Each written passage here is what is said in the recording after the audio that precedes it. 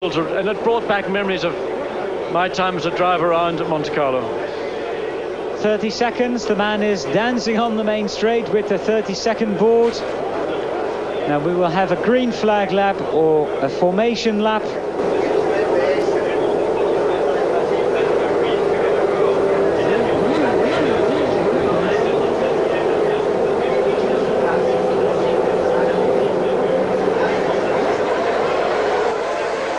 Well, John, the green flag lap of this year's Monaco Grand Prix, the 52nd, and I don't know whether the camera will pick it up, but there is a lot of people here in Monaco, and I would even think there is more people here today than last year. Well, I hope they're going to see a classic jewel around the streets of this principality. And certainly Mika Häkkinen throughout the weekend has been ebullient. Michael Schumacher, of course, has displayed an air of confidence. He knows right now the rhythm of the season has gone very much in his favour. His time at Benetton really now beginning to generate the results and the potential that always lay within the Benetton team. And of course, Schumacher undoubtedly a world champion in the making.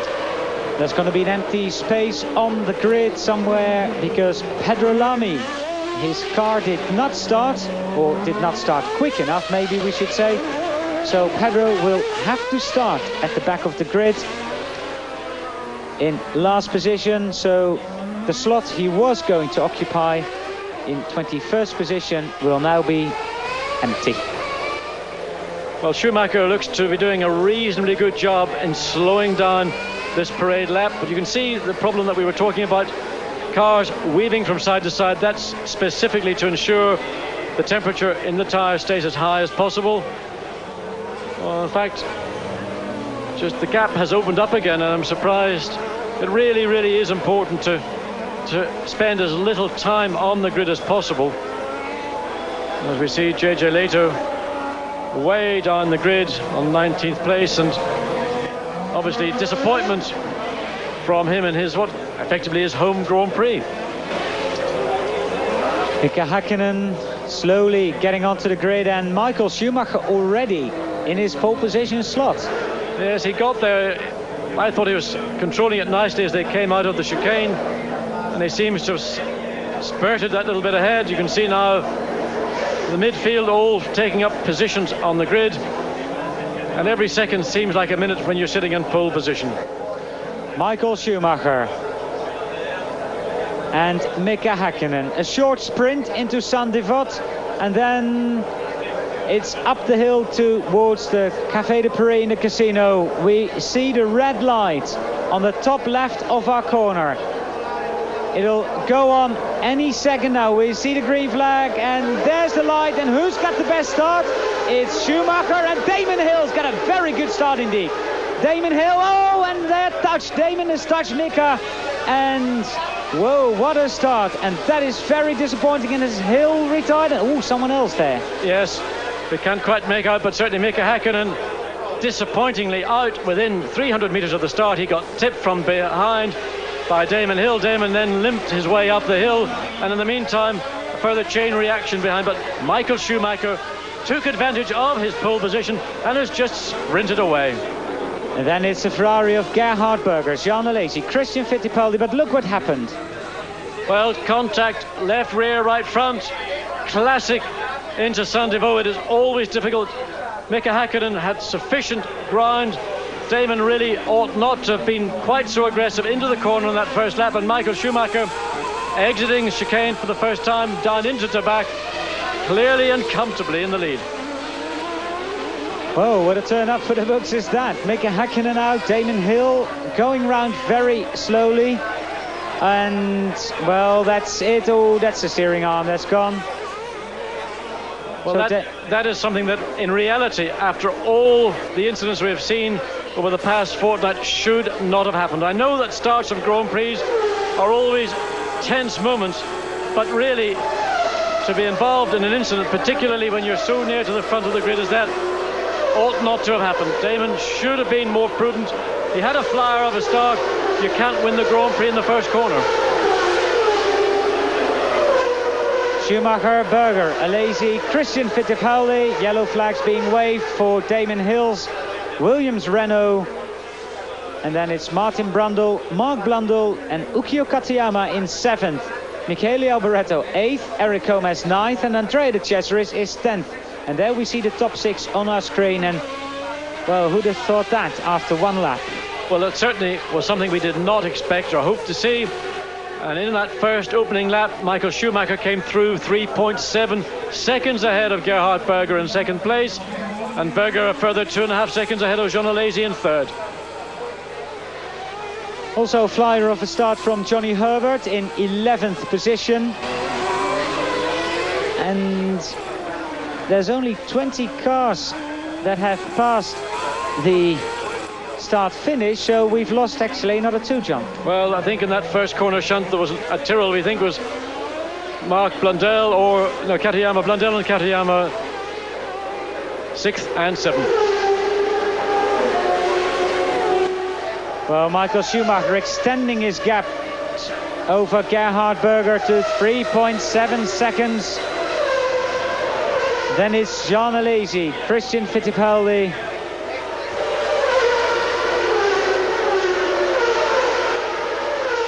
Well, that top 7 stays the same, but Michael Schumacher again, a very good opening couple of laps. And, well, who's going to stop him this afternoon here in Monaco? This man maybe, John? Well, I think there are 75 laps remaining, and that's a lot of motor racing. We've seen in previous Grand Prix at Monte Carlo, in fact, in 1988, Ayrton Senna, he absolutely dominated the Grand Prix. Then midpoint through the Grand Prix, suddenly, and, well, we lost picture momentarily from Berger's onboard camera, but back to the land-based cameras. It is concentration, and if you allow yourself to relax just momentarily, one of those curbs or a little tip on the barrier, that can be the end of your Grand Prix. Well, John, and let's not forget last year when Michael Schumacher was leading very comfortable and his engine let go.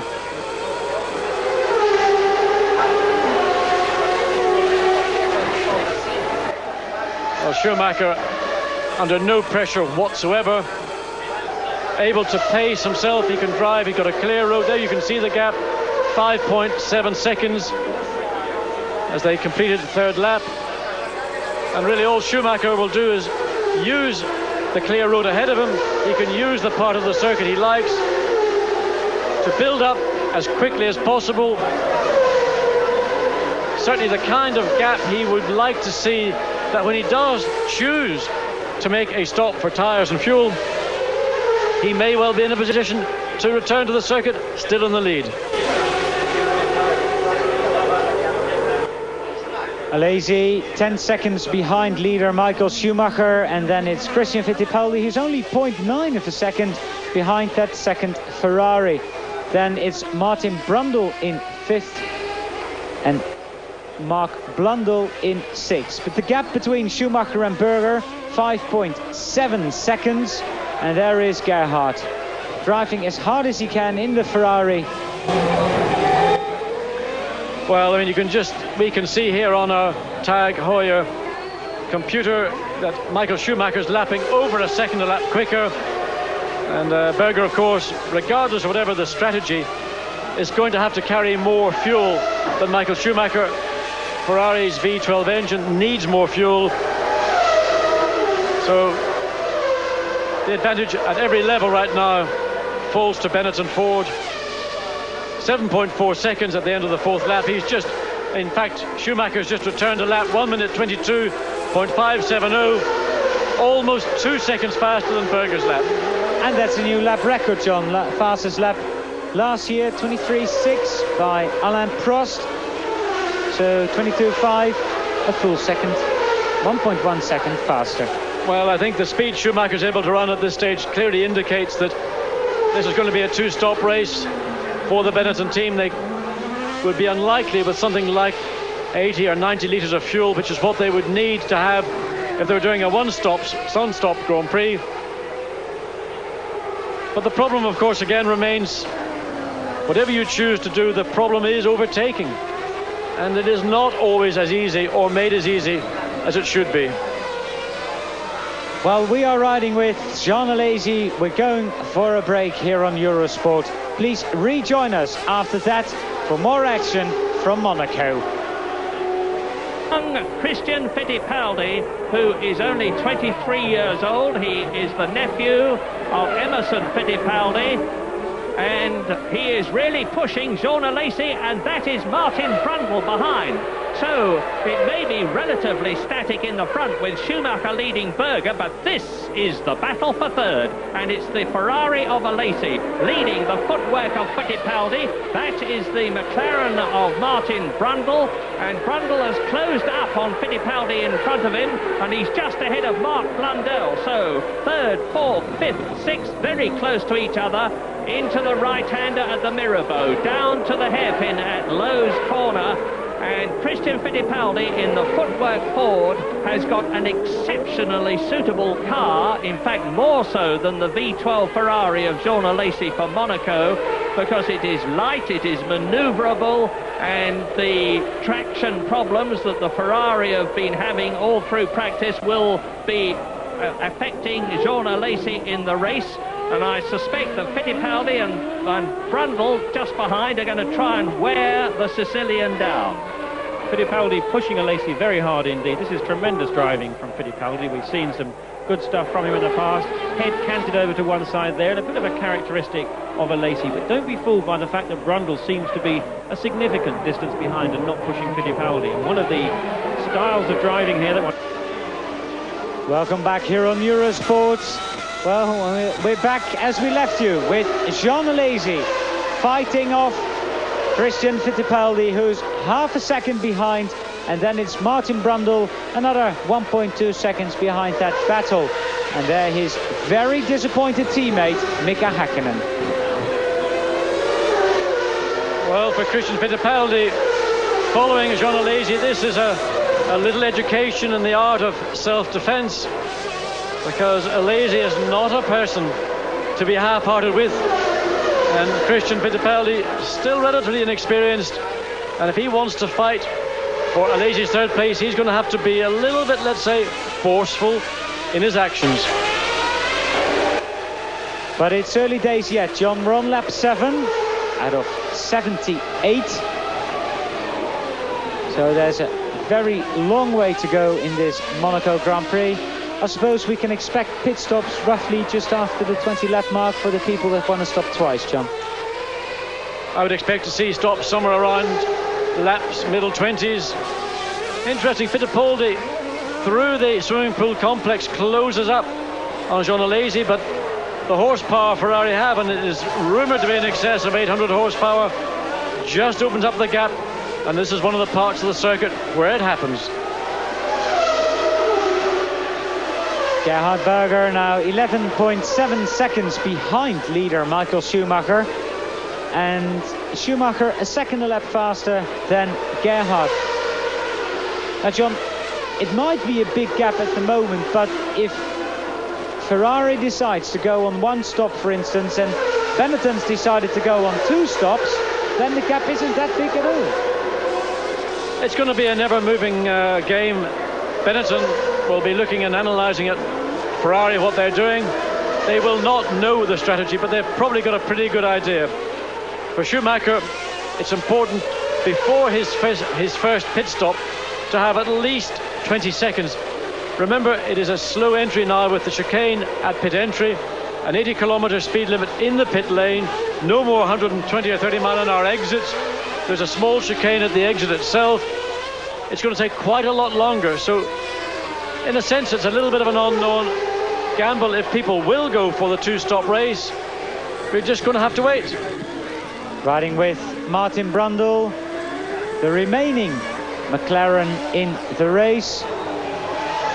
Well, Gerhard Berger passes the pits, and Schumacher another fastest lap, a 1:21.6, and this lap he's been 2 seconds a lap quicker than Gerhard Berger.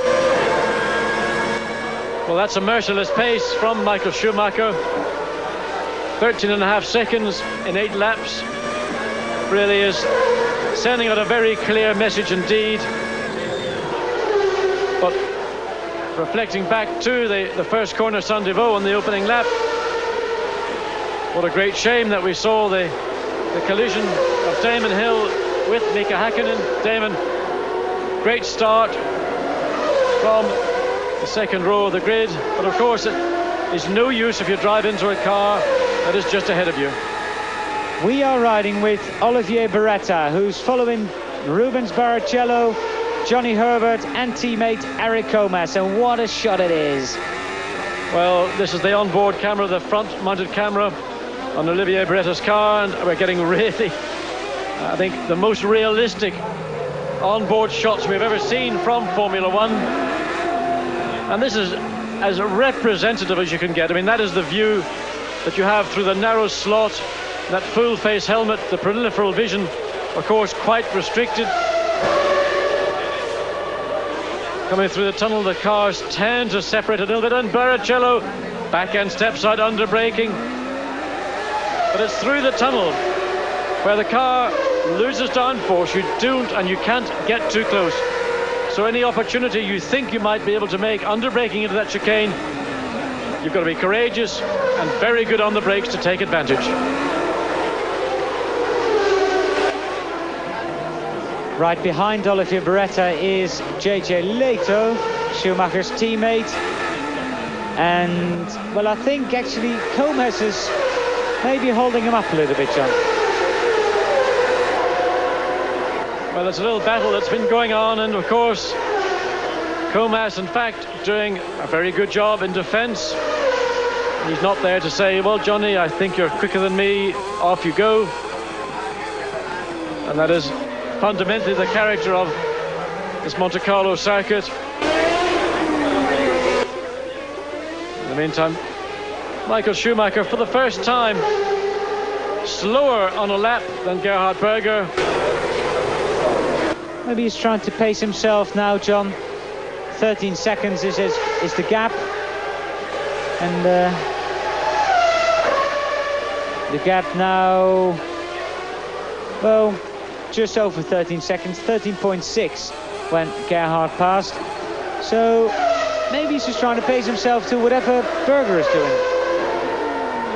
Well, I would think in this condition, with a clear track ahead of him, he ought to try and get as much ground between himself and Berger.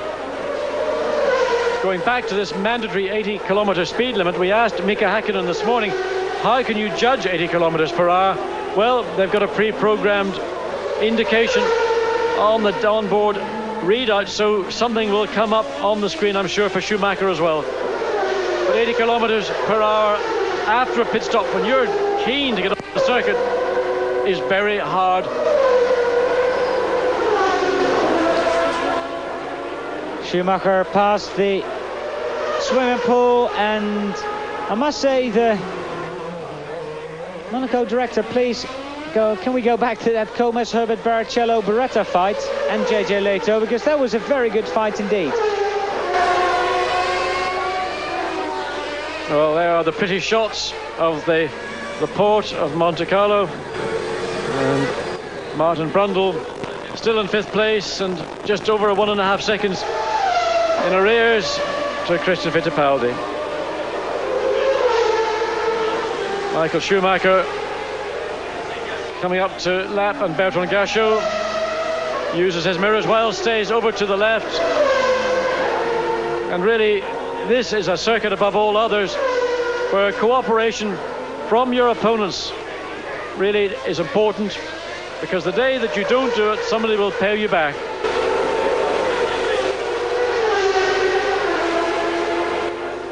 Michael Schumacher braking for the chicane, going into the harbour. Michael, another Monaco resident, going through to back.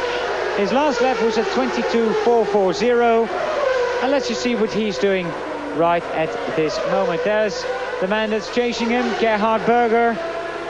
Nearly the whole harbour behind, actually. A long way, and of course it's a rather depressing sight for the rest of the field to see Michael Schumacher just gallop away at an unbridled pace. Well, I hadn't anticipated, let's say, the showing from Ferrari that we have seen. They've certainly made significant improvements, not just to the horsepower of their engine. They're finding more balance, more grip. If you go back to the Grand Prix, the second Grand Prix of the year, the Pacific Grand Prix in Japan, we saw Ferrari in all sorts of problems in the low-speed corners. Well, certainly John Barnard and everyone at the Ferrari Development Centre just outside Guildford in England and back at Ferrari base in Maranello have worked extremely hard to make the front and the back of the car work as a car. Now that's seeming a very fundamental observation, but it often is one of the most difficult things to do.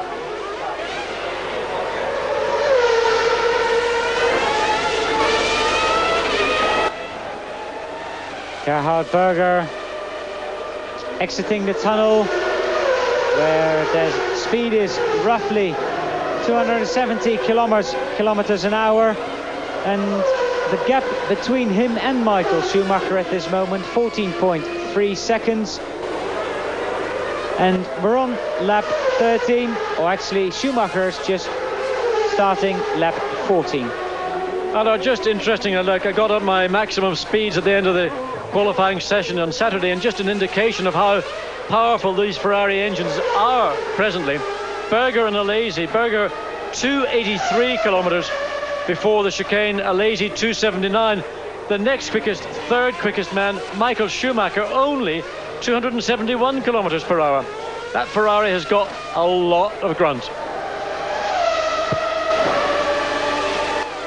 Michael Schumacher and Gerhard Berger, the gap is again grown to 15.3 seconds.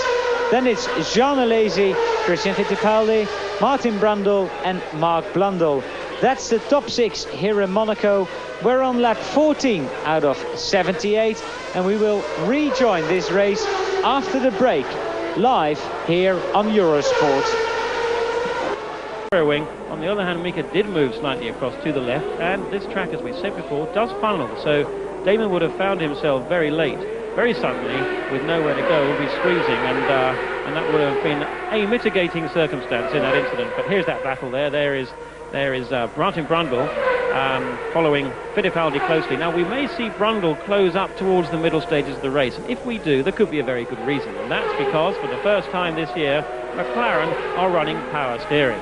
They are joining the Williams team in running a power-assisted steering, and you may wonder why, with cars weighing just 500 kilos, you could possibly need it. And the reason is, of course, that the cars, with all these massive amounts of wing that you can see so clearly just then, weigh effectively about 2 tons when they're driving at speed. And trying to drive a car that weighs 2 tons with these still very wide tyres and small steering wheels means that the steering is actually very, very heavy indeed. So with power assistance, the driver's effort is reduced, and he will fatigue less, and that should help him in the later stages of the race. Let's wait and see. 24 drivers started this race, 20 are left. 3 of them have been lapped, Lamy, Gasho and Belmondo, who are respectively 18th, 19th and 20th. As Martin Brundle in 5th position pursues Christian Fittipaldi's footwork forward. He can see it going into the Mirabeau, the right-hander. The time difference between them is about 1.9 seconds. Looks closer to than that to me at the present moment. Mark Blundell holding on well in 6th position in the... Welcome back. We're on lap 15 of the Monaco Grand Prix. And the gap between Michael Schumacher and Gerhard Berger currently 16.2 seconds. Now, interestingly, the gap between Christian Fittipaldi and Martin Brundle has always been around 1.8 seconds. But Christian is losing out on Jean Alesi. Alesi now running identical times, although, well, thank you very much, Jean, but basically identical times to Gerhard Berger. He's some 13 seconds behind Berger, but then he's now nearly 4 seconds ahead of Christian Fittipaldi. Well, 6th place man Mark Blundell having a rather lonely little run. Mark 4.5 seconds behind former teammate Martin Brundle, but long, long way ahead of teammate Ukio Katayama.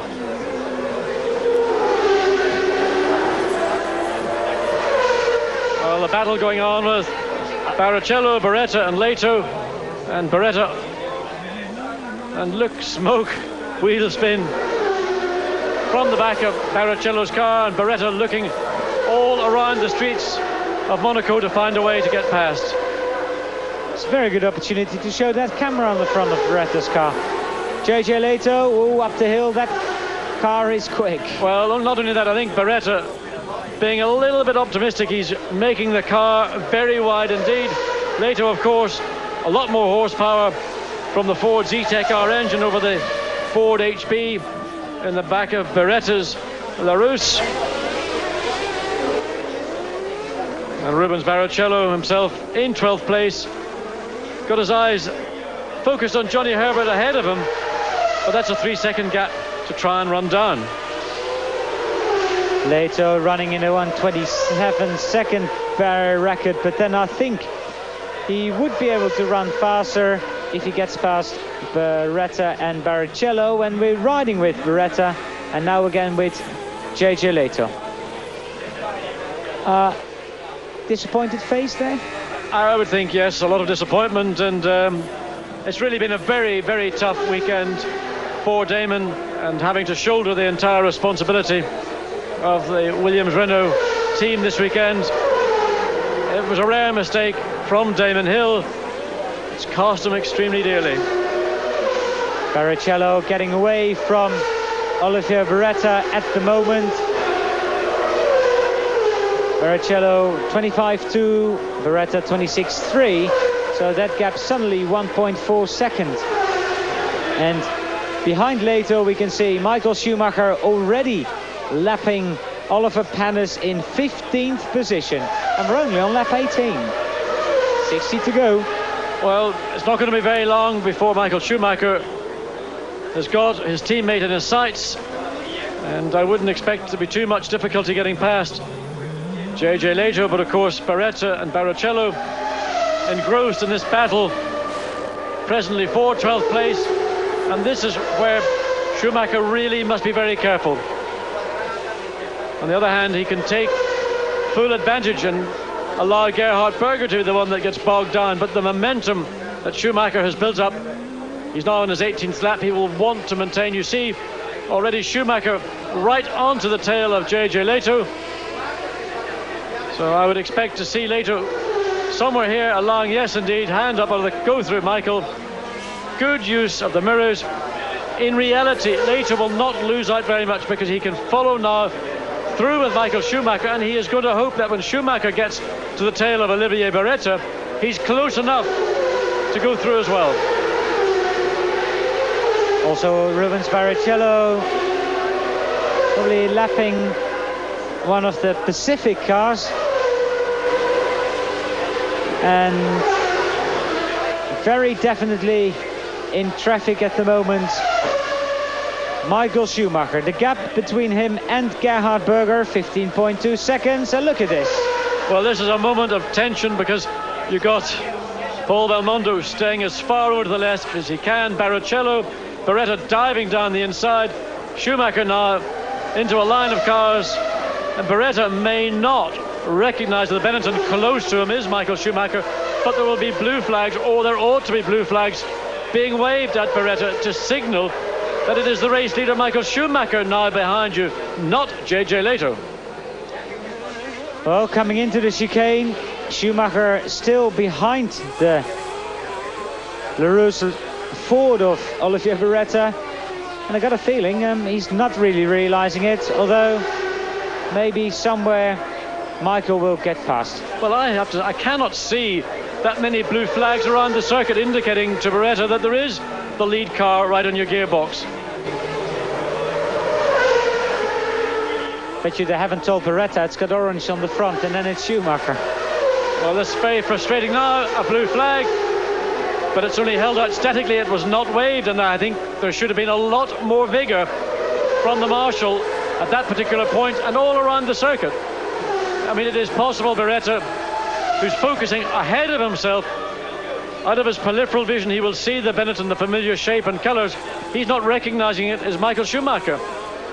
Going down. Oh, yeah, he's defending it. Well, that is poor marshalling, in my opinion, from the Monaco marshals. They should be waving. They should be almost on the track.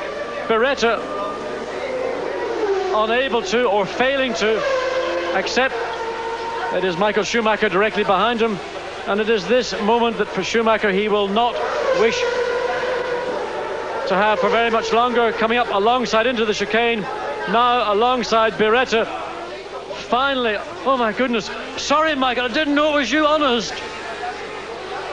Well, Schumacher passed, and now Beretta defending again for JJ Leto. Well, that's what Leto was hoping, but Beretta instantly blocked Leto.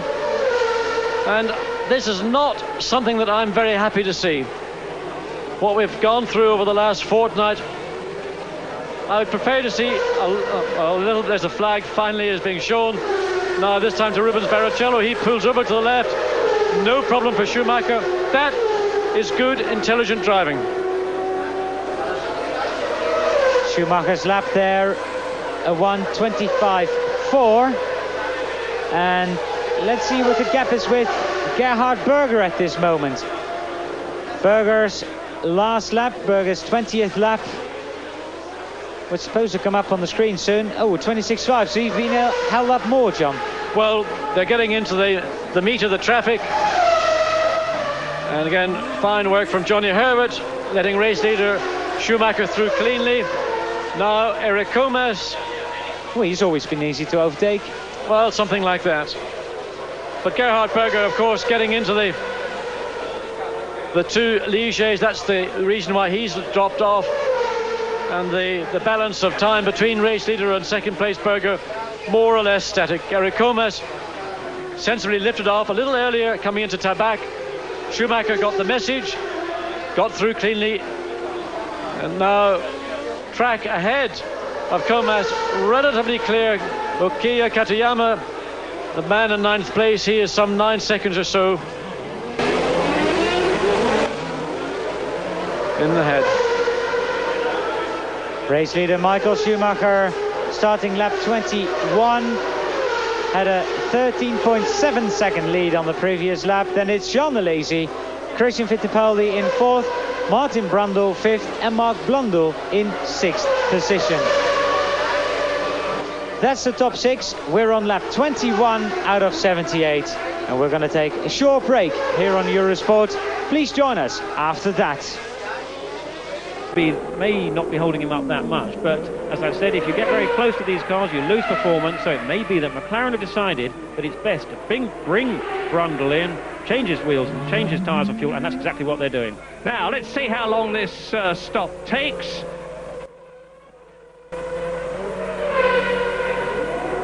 No problems, 8 seconds. You'll notice that it was tyres and away. That's a very slow. Oh, no, I'd forgotten. 50 miles an hour limit in the pit for the first time.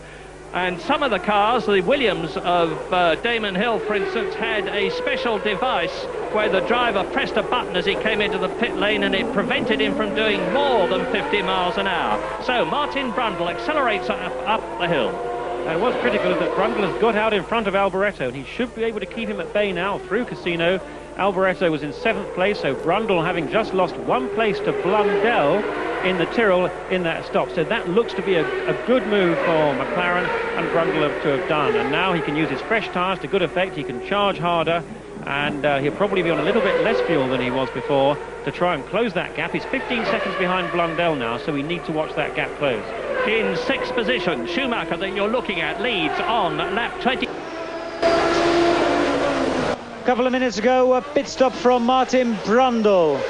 Now in 6th position behind former teammate Mark Blundell, just ahead of Michele Alboreto. So he only lost 1 position, John. Indeed, but more importantly, that stop in total time was about 23 seconds, and that's what we've got to watch out for Michael Schumacher, who's only 15 seconds in front of Gerhard Berger.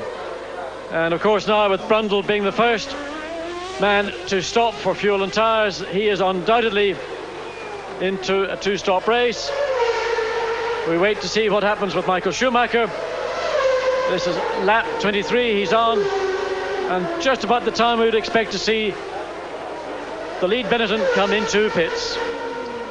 Michael Schumacher going round Raskas, accelerating and going on to the straight. So starting lap 23. I hope for all the other competitors, John, he's not doing this pace and only stopped once. Well, that would, I think, demoralise everybody even more.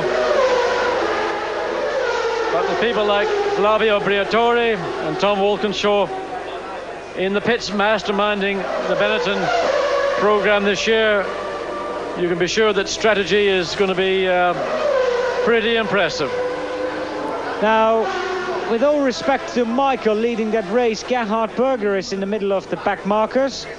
And I don't know where he is at the moment on the circuit, but he's some 17 seconds now behind Michael Schumacher, who's got a clear road ahead of him and has taken full advantage of that. Jean Alesi some 16.6 seconds behind his teammate in third. Then it's Christian Fittipaldi, Mark Blundell and Martin Brundle. That's the top six, unchanged. Alboreto still seventh, and the Minardi team, I don't think they're very ready trying to gear up for a pit stop. And the Jordan team is ready, John, for a pit stop. So expect Andrea de Cesaris or Rubens Barrichello in very shortly. Now I can't see the bender. Yes, he's coming in. Michael Schumacher is coming into the pits. Now let's see what that stop's going to be like. Well, the stop itself, I'm sure, will be as good as we've seen all year. This is something they practiced prior to the Brazil Grand Prix. But it's the total time, the entry and exit, and in fact, there ought not to be. Oh, and well, looked like he's almost stalling, but he's got out and into the pits. It's Gerhard Berger. So Berger into the pits as well with the Ferrari, so he'll be having his two-stop race. But that stop is definitely quicker. Well, just watch Berger. Normally he lights it up. Well, prudence now with this 80-kilometer speed limit, and it certainly is being observed at this point. Just drop the clutch and go. Well, Schumacher, in fact, lost more time than Martin Brundle did. We wait to see for Berger. Berger's time, in fact, 4 seconds on that pit stop. So maybe Michael Schumacher being more than just cautious, both on entry and on the exit. He did lose, to me, time from the point the car was back on its wheels. He seemed to hesitate or linger. I thought he might have stalled. He caught it and off he went. But Michael Schumacher is leading. But Jean Alesi is now second. Alesi, who hasn't stopped yet. Christian Fittipaldi third. Gerhard Berger, he's made a stop. He's fourth. Then it's Mark Blundell and Martin Brundle in fifth and sixth. But remember, Martin stopped. Mark hasn't yet. And Martin just doing a 22.037. His fastest lap of the race. So those new tyres definitely working for him. Behind that, not a lot of change. Kelly Alboreto, Andrea de Cesaris, Ukio Katayama and Eric Comas rounding up the top 10. Then it's Johnny Herbert, Rubens Barrichello, Olivier Beretta still behind Barrichello. Then it's Leto who's still behind that. Panis, Bernard, Brabham and Lamy, and Gasho and Belmondo. So all 20 cars after that first lap shunt. Well, we saw Mika Hakkinen, Damon Hill, Pierluigi Martini and Gianni Morbidelli retire. We haven't seen any retirements as yet. Well, at this point in the race, now 26th lap, Monaco is one of those circuits where you frequently get a lot of retirements in the early laps of the Grand Prix. David Brabham staying way over to the left, letting Jean Alesi through. And Alesi in second place, Christian Fittipaldi third, Gerhard Berger fourth. We wait to see what will happen. Alesi, of course, is one of those competitors in the past who's gone against the form book and has gone for maybe one pit stop. He may well have started, not here, but in other Grand Prix on a grade harder tyre. He seems to like the long odds, presently in second place. I do imagine, though, that Alesi will be very shortly coming into the pits.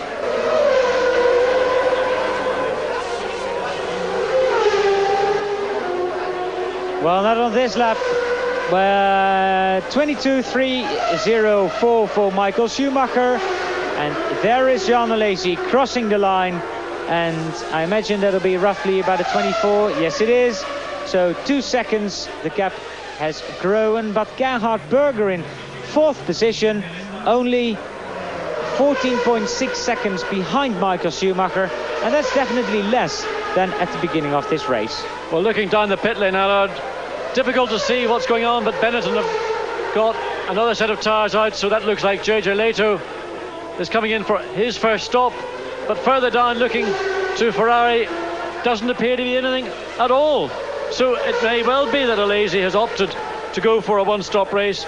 That would, of course, come somewhere around lap 40 to 45. And there is the Benetton pits, and it's this man that they're expecting in, maybe at the end of this lap, but certainly in the near future. Could be the best thing he could do, I suppose, John. Very often it is. You come back out in a different position. You can then run free and charge. You can pick up your own momentum. Right now, the problems that Leto has had throughout the weekend have been, he's not really been comfortable. He hasn't found his rhythm. He hasn't found the rhythm of the circuit. And a 5-6 car train like this, well, it's very, very difficult indeed. Eric Comas, not always the easiest man to overtake. And once again, the Monaco resident and citizen Olivier Beretta trying to sneak down the inside of Barrichello. He says no way this time. Comas, Herbert, Barrichello, Beretta and Leto. That's the fight basically for 10th position. Sparks flying through the tunnel. And Comas still heading this group. Again, John, Eric Comas is running with sunglasses, by the way. We can see them. Indeed you can, and he's got a different tint on this afternoon. Hopefully it matches his eyes. But he believes emphatically in these glasses. He's got different shades and tints for differing weather conditions, and he absolutely swears by the fact that they do improve his vision and the definition, particularly with contrast, and you get strong contrast on this street circuit, in and out of the tunnel. And JJ's into the pit lane. So JJ Leto on at the end of lap 28 into the pits. There goes the nozzle for the fuel, the tires, a fresh set of Goodyears, fresh elf fuel, 8.2, that's quick. It's a good stop, but I can tell you now JJ will make a second stop. He did not take on enough fuel at that stop to go the rest of the distance without refueling a second time. There's the exit chicane, you can see. Now ordinarily we've seen cars exit at very high speed indeed. Following Alboretto's accident in the pit lane in Imola, a mandatory speed limit has been introduced, and I must say, watching it here at Monaco, I'm very pleased indeed. The pit lane is undoubtedly a safer place with that introduction of a speed limit.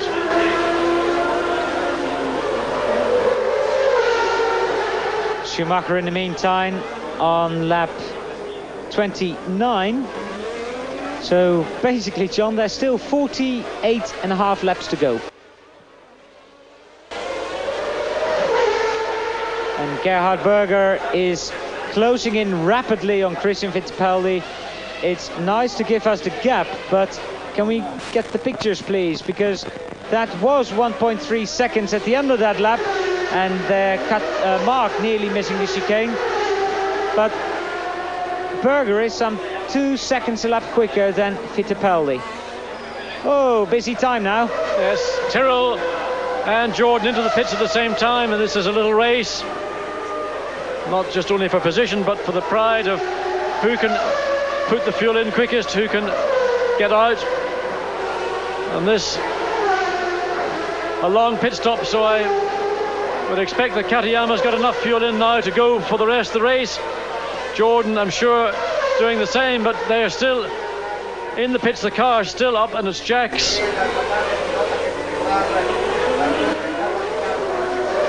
Well, Katayama, John, as you can see, very slow stop, 2:10. And there we see Christian Fittipaldi and Gerhard Berger. That's the fight for third position. And also, to me, Fittipaldi is on a one-stop adventure this afternoon. Gerhard Berger much quicker in a straight line than the footwork forward. But of course, finding the spot on the circuit to be able to use that additional horsepower may not always come his way. Just out of interest, Fittipaldi top speed into the chicane was 2.64. The Berger Ferrari 19 kilometers faster. So he's got the grunt, he's got the horsepower, he's just got to place himself to take full advantage. Fittipaldi's lap a 1:24.2, Gerhard a 1:23.6, so that is again much faster than the Brazilian. Now, could be into Mirabeau, John, actually. That's a nice spot to overtake. It's a difficult spot. You've got to be right on the back of the car as you come down into Mirabeau, and of course you can see Berger nowhere near close enough, but he knows where he's got his advantage. I think he might try this lap into the chicane. We're just going to have to wait and see. Michael Schumacher leads Jean Alesi and Christian Fittipaldi, who is hunted down by Gerhard Berger here in Monaco. I can really do some good, and it's going to be difficult here. Fittipaldi may keep him at bay, which is exactly what he needs to do. I mean, Fittipaldi wants to try and slow him up because Fittipaldi knows he's got his one stop coming up, and the more laps Fittipaldi can keep Berger behind him without resorting to any unpleasant driving tactics, the better. So there's Fittipaldi, there's Berger, respectively third and fourth, coming through to complete their 30th lap. And Schumacher is now on his 31st lap, and he's 10 seconds ahead of Alesi, who is 4 seconds ahead of Fittipaldi, and you can see Fittipaldi in front. Now, Fittipaldi's got somebody in front of him. It's Parnis, Olivier Parnis in the Ligier, and if he doesn't make it easy and he has done, he's made it easy for Fittipaldi to get through and Berger to get through. Parnis moves over, does not interfere with the battle between the footwork and the Ferrari. We had a very good view of what we call marbles as the cars went up that circuit. These are little twitch there. Now that's exactly the consequences of Parnis driving on the marbles, by which we mean little chunks of rubber that get thrown off from the tyres, and they inevitably get swept off the main racing line.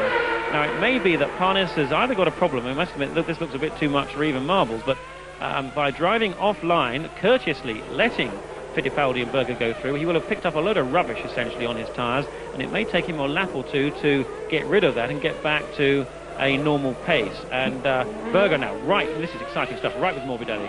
Now, Berger's agony is soon going to be over, because I know that Christian Fittipaldi will be coming in 1 or 2 laps, not at the end.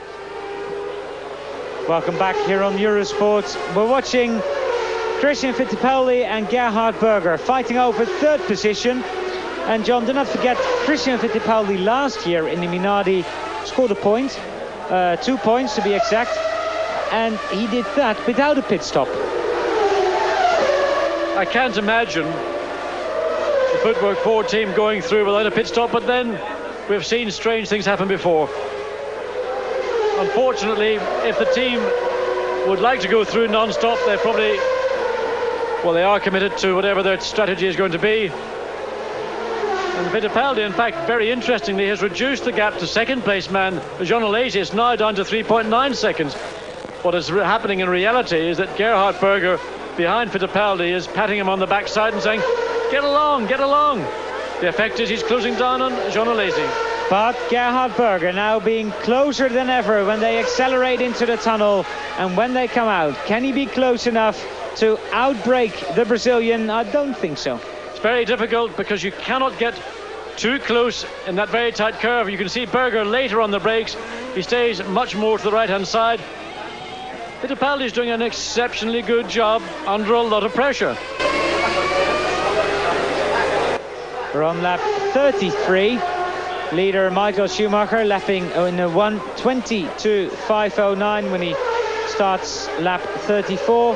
The gap between him and Jean Alesi was 13.6 seconds, and on this lap it's a little more, I think. it is 15.3. And there's the big bang, and the big bang's always from Gerhard Berger. Well, Fittipaldi's dictating his pace. Well, second place man, and there is the Ferrari pit. We were expecting this as a stop for Alesi. There's Fittipaldi in third, Berger in fourth as the tail steps out over that bump. And Mark Blundell was in sixth place.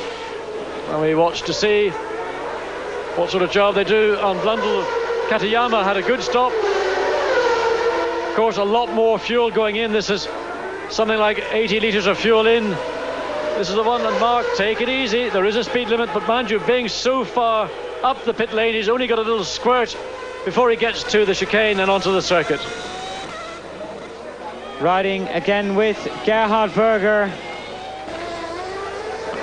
And I am missing Rubens Barrichello, John. We saw him have a look in the pit lane where his car's gone, because we saw that very lengthy pit stop and the car is still in the pit. So Barrichello out of the race. So only 19 drivers in the race so far. There's Jean Alesi opening up the visor, getting the car in neutral, and also Christian Fittipaldi in the pits. So Gerhard Berger back into second place, but now 23 seconds behind Michael Schumacher. Well, I'm not sure about Alesi. That stop, in my view, wasn't sufficiently long to get all the fuel in. And Fittipaldi leaves directly behind Jean Alesi, so it's Schumacher, Berger, Martin Brundle now third, Alesi fourth, Fittipaldi fifth. 1:53 the lap and the stop for Alesi, and 1:50 the lap and the stop for Christian Fittipaldi. So that's about right. There were 4 seconds behind or between each other, and now 1.1. Well, possibly the 3 second difference in time is due to the extra fuel that the Ferrari engine would need. There we see David Brabham in the Simtek, currently in 14th position. And Alesi staying well on the right side when Brabham was passing them. Behind the top six, with Michele Alboreto now in 6th position, and the top six going across your screen. There's actually not a lot happening, John. Gomez, Herbert, Panis, Leto, Beretta's dropped down, but he's made a pit stop. Well, this is coming up to the mid part of the race, and we're seeing the true strategy, the choice that people have made, and there's a very interested observer taking it easy in one of the many yachts bobbing away in the harbour this weekend. Michael Schumacher now a 1:21.0, so he's really getting the knife between his teeth and extending the gap between himself and Gerhard Berger. Well, just looking across from the commentary position, we see Rubens Barrichello out of the car now, talking to Gary Anderson, and we don't know what the problem that led to Barrichello stopping. And team boss Eddie Jordan, he's looking down the pit lane to see when 6th place man Andrea de Cesaris is liable to come in to make a pit stop. John, it's Andrea's 199th Grand Prix. We already mentioned that. He's never won one, and I think there's a very good chance that this will be his last ever Grand Prix. And I was talking to Ian Phillips this morning, a commercial director of the Jordan team, and he said, I would really, really love Andrea to score some points and have a good bye-bye. Well, looking at Eric Bernard, and he's made a bit of a mess of it at the chicane. Lost it under braking on the approach, engine stalled, out of the car. There we see it, the classic rear end lock-up, too late on the brakes, or sometimes what happens, your brakes get a bit hot, a bit tired, you push harder and harder, and then the car just goes into that little pendulum spin, stalls the engine. Teammate Panis leaps from the pit lane into the outside lane, and technically that is part of the racetrack. The gap between Gerhard Berger and Michael Schumacher is still 28 seconds. And there's Andrea de Cesaris into the pits. And the one behind is Mark Blundell, who's now passed him. So Andrea back into 7th position, out of the pit lane and onto the circuit in 7th place. And that was 150.2, and there's a new Ligier airplane. Indeed, a surreal view of a Ligier. It's been craned to safety behind the barriers. Very important on a street track. There's no natural parking spaces, so cranes literally lift the car the minute the driver is out. The safety of the racetrack. In fact, those two cars you see, Morbidelli's and Pierluigi Martini's, Minardi, they can't get a crane to that part of the circuit. It is actually, in fact, on the other side of Saint-Devoux, and its jib, regrettably, is not long enough to reach across. On lap 38, so 50 laps to go. We're not even halfway yet in this Grand Prix here in Monaco, with still 19 cars running, and there's a young man who isn't one of them, Rubens Barrichello. I think he'll try and get back to the paddock.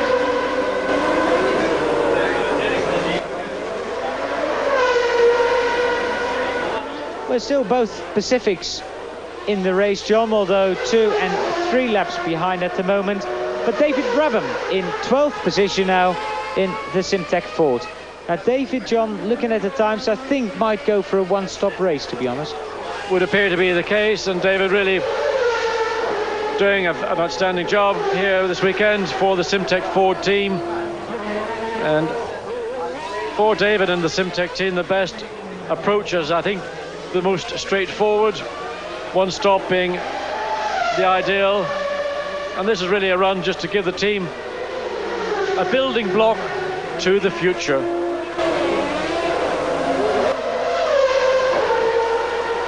Johnny Herbert into the pits.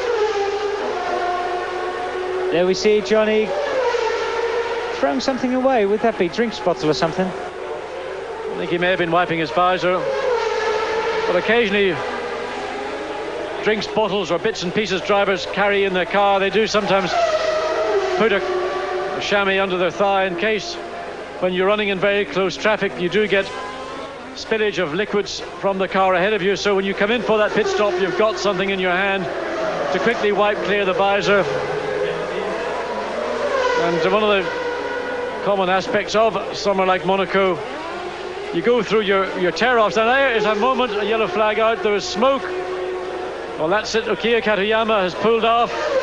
At the point of the circuit, you see Morbidelli and Martini's two cars. They, of course, involved in the first corner shunt, but we just saw the residue of blue smoke, the flag out, and David Brabham in for his sole stop. So Okiya Katayama's Grand Prix in Monaco ends on lap 40. And now a bit of a traffic jam, in fact, on the right-hand side approach into Saint-Devoux. Fortunately, that part of the circuit is well off the approach line. But nonetheless, I would like to see those three cars, where possible, being removed. In 3rd place at the moment, 9.5 seconds behind Gerhard Berger, is Martin Brundle. This is race leader Michael Schumacher. He is on lap 40, 38 to go, and Gerhard Berger is 28.2 seconds behind. Now there's the Ford telemetry, and that's always an interesting thing to follow. It's interesting, that's first gear, John, in that very tight chicane. It does show first gear. Certainly Rascasse will be first gear. And the little sprint up then to the tight right-left onto start-finish straight. I think that obviously the gear change and what we're seeing on screen is there's a slight delay, but just it's the rate of acceleration, 100 kilometers per hour, 100 to, I mean, it's just unbelievable. Almost 260 kilometers per hour, 160 miles an hour as you come up to the top before you go into Casino Square.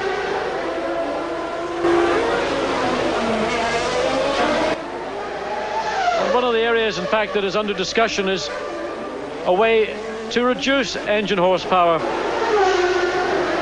One of the new proposals that are going to be discussed tomorrow morning at 8 o'clock. There's a meeting of the team engineers, designers and team principals with Max Mosley and the FIA to look jointly at the proposals that were issued or laid down on Friday afternoon, and in fact to put them into much greater detail. But I think for sure when we come to Barcelona in 2 weeks' time, a lot of the aerodynamic aids around the front wing will be gone.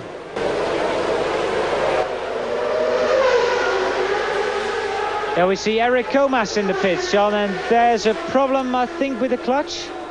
I don't know what he's doing. He's indicating that it's not my fault, I'm not doing anything.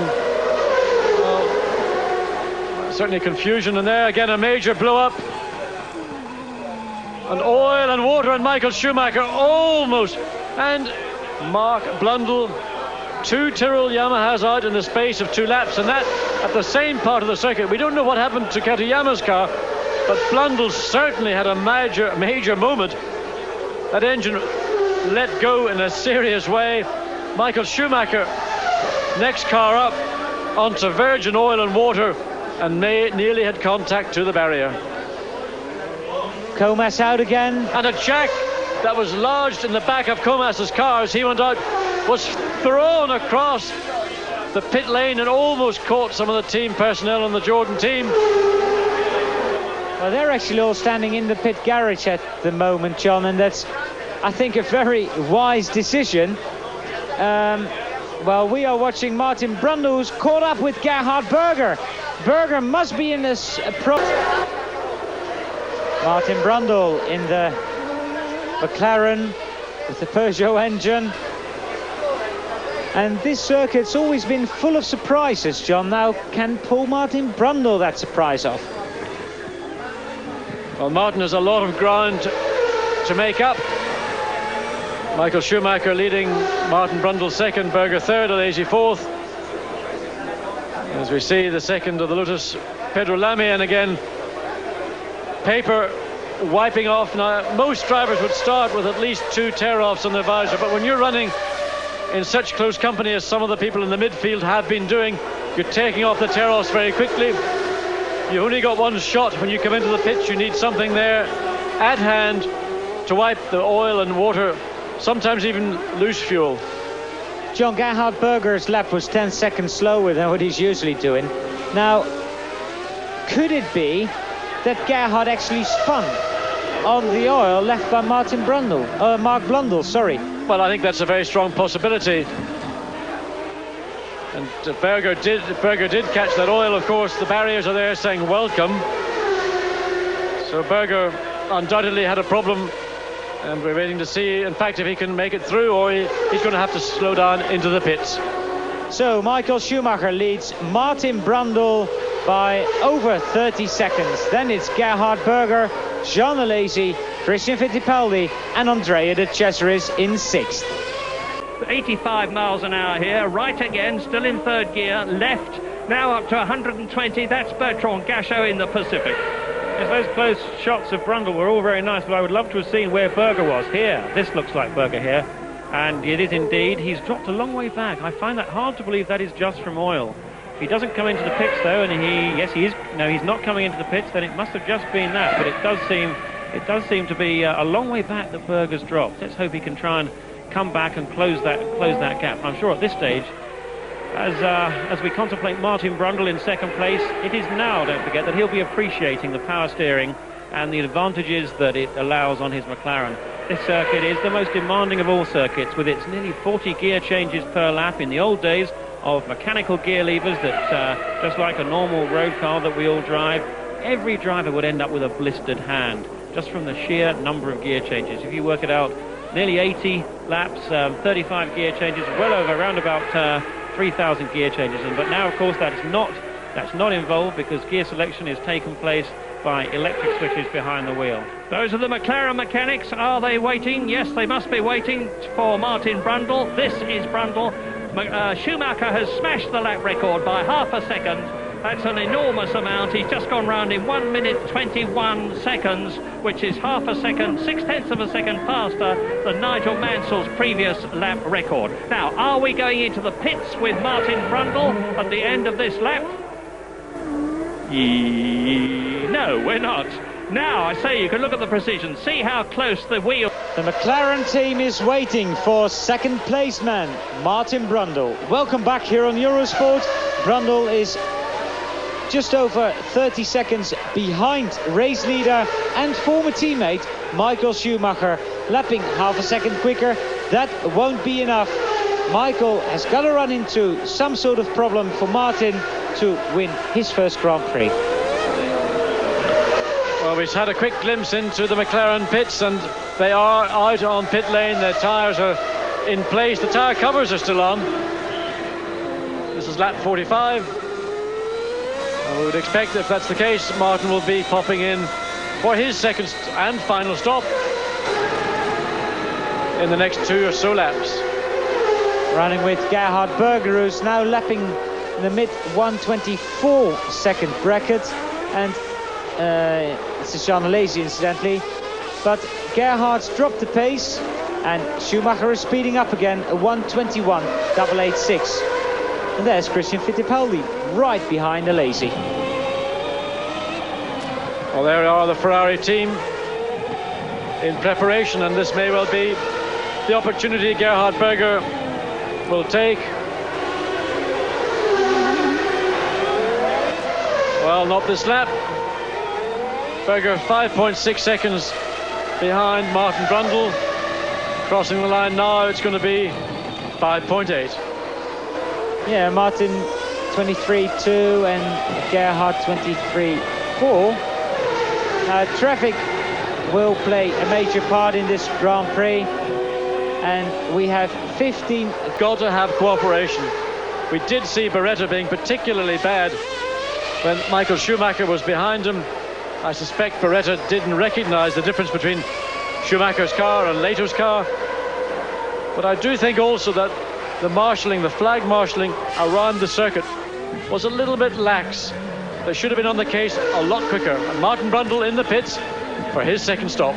Now Martin's only just under 6 seconds in front of Gerhard Berger, so we'll lose second place.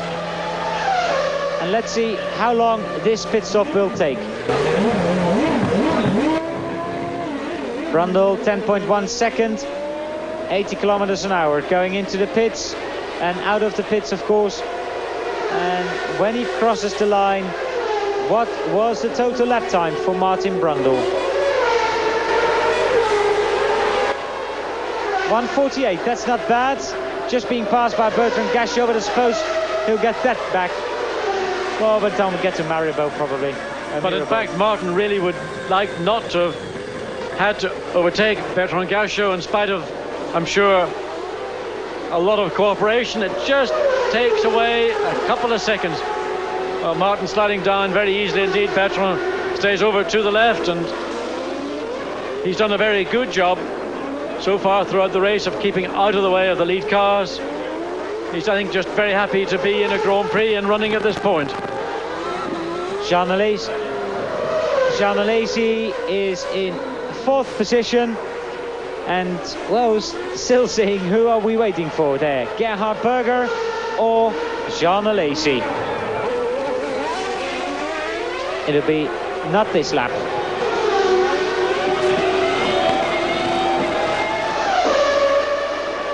Schumacher lapping in the 1 minute 23 seconds. Gerhard Berger now some 40 seconds behind. Martin Brundle 59 seconds behind. Jean Alesi and Christian Fittipaldi still fighting over 4th position, and Andrea de Cesaris on his way to Jordan points here in Monaco.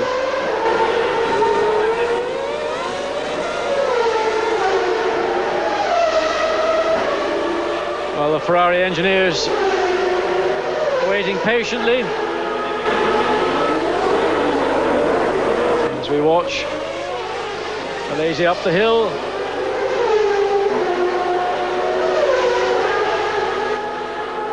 And all the way back down to Michele Albretto Gerhard Berger.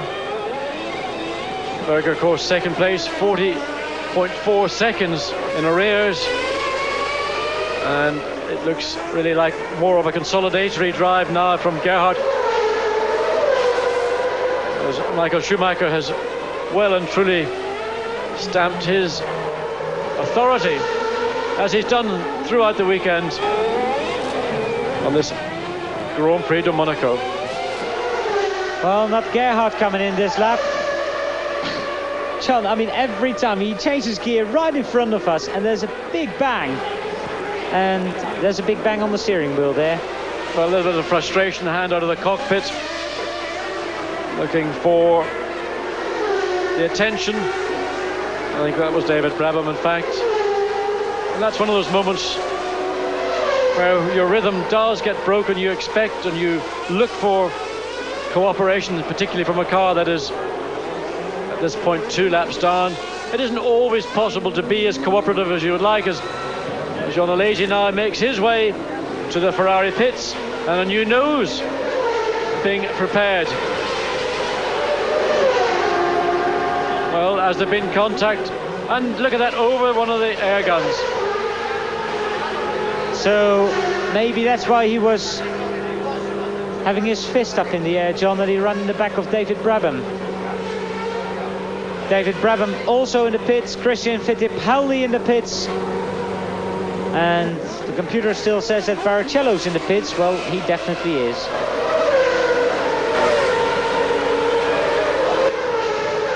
In a moment like this for Jean Alesi, it must be so tempting to follow the habit of a Grand Prix lifetime, and that is to nail it all the way down the pit lane.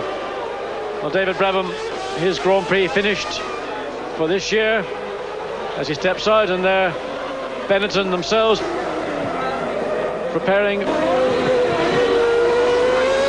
And Christian Fittipaldi, well, a great drive indeed from Christian Fittipaldi, and another driver this year who seems to have found maturity along with speed. He drove very hard under pressure, and he pushed equally hard. Well, the good old Italian boys are doing fine, John. Michele Alboreto and Jean Alesi and Andrea De Cesaris. Alesi, of course, being French but driving for Ferrari, but De Cesaris now in 4th position.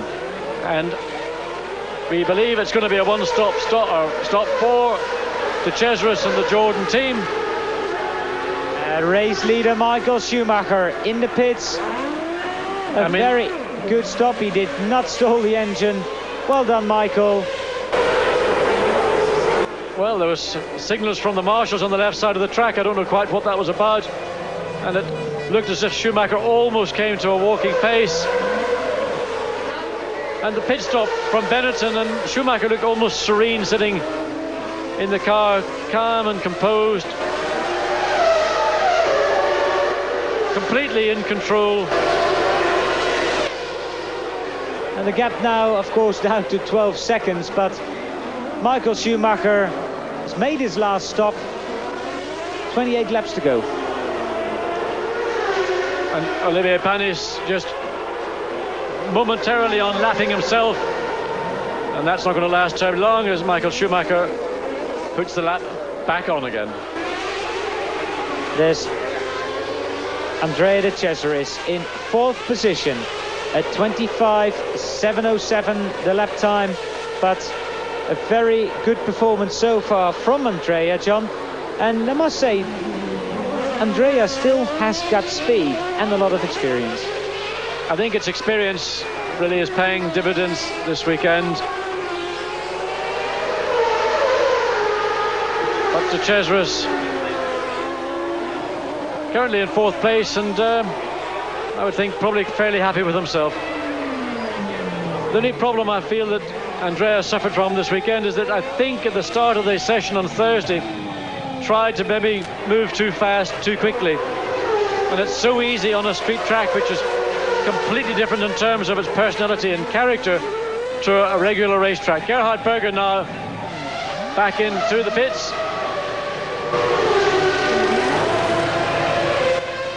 Ferrari pit stop. John, also the pit stop's been less frantic, I suppose, because of the time it takes, 8.3 seconds, to put in the fuel, so they don't have to throw around the tires as much as they used to. It's not just quite so desperate as it looked, but it is the fuel flow that is the determining factor.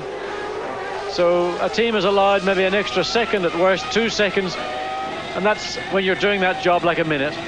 So it ensures that, I was going to say, the wheel goes on correctly, and regrettably that wasn't the case for Michele Alboreto in Imola. But there really now is little pressure on the mechanics that are on the wheel change, and in fact it's almost possible now for a safety retaining pin to be inserted after the air gun has gone back off. There's sufficient time in my mind, and it's possibly something that may also be considered a mandatory requirement for the future. Pedro Lamy coming into the pits, Lamy in 12th position, and again we see Johnny Herbert creeping towards the top 6 in 8th, and behind JJ Leto. 40.1 second stop for Pedro Lamy. I'm sure he'll be traveling well below 80 kilometers an hour. He doesn't want to have another $5,000 fine or stop and go penalty for that matter in the race. I think you'd rather take the stop-go penalty than the fine. While Michael Schumacher leads the Monaco Grand Prix, he's 31 seconds ahead of Martin Brundle. We're going to take a break and be back soon. Michael Schumacher that you're looking at now is in his 42nd Grand Prix, a clear half-minute ahead of Martin Brundle, with 25 laps still to go between him and his 4th Grand Prix in 4 races of 1994. Looking at the telemetry from Schumacher, that means the signals coming from the engine. The top blue line is the engine revs, maximum 15,000 at the far right-hand end, and you can see it's mainly up towards that end. Underneath it, accelerator, as you'd imagine, you can see around this circuit much more time is spent with the accelerator relatively off. Now clearly on full throttle, it accelerates up the main start-finish straight. The gears is encircled, coming right down very quickly indeed. But watch him accelerate up the hill without any change to that accelerator. He's making those gear changes with the throttle flat down. So who's in, who's out? Damon Hill has retired. Both the Tyrrells of Katayama and Blundell are out. Both the Tyrrells are still running. Mika Häkkinen has retired. Martin Brundle, of course, is in 2nd place. Christian Fittipaldi has retired, and so has his teammate Gianni Morbidelli. Both Lamy and Johnny Herbert are still running in respectively 12th and 8th positions. Rubens Barrichello has retired. In comes Leto into the pits. Pit stop for JJ Leto. Welcome back here on Eurosport. Oh, that's a good stop. Yes, slick work again from the Benetton team, 8.2 seconds. The long cruise down pit lane and back onto the circuit. And JJ Leto 1:49.0 for that stop and the lap. That's not bad.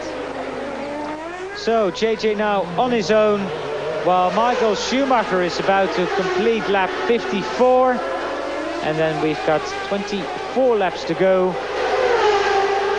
in this 52nd Monaco Grand Prix.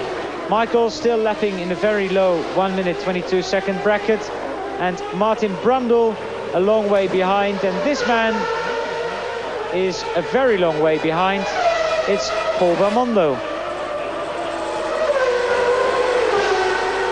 Some 6 laps in total. Well, this is a really devastating performance from Benetton Ford and Michael Schumacher. While everybody else are running in the mid to high 1 minute 24s, he's just dropped in very casually and unnoticed a 1:22.3. And I think this is a different way of illustrating domination.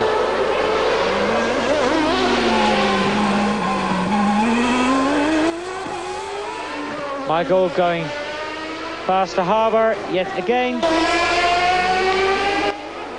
Well, John, 13 cars still running, or actually 14 if we include Paul Belmondo, who is 6 laps behind. Christian Fittipaldi, David Brabham, Mark Blundell, the latest retirements. But the hardest part of the race is yet to come, I think, John. Well, the only problem that I can foresee for Michael Schumacher is just relaxing too much. I mean, he's in a lovely rhythm. He's got no reason to go any quicker.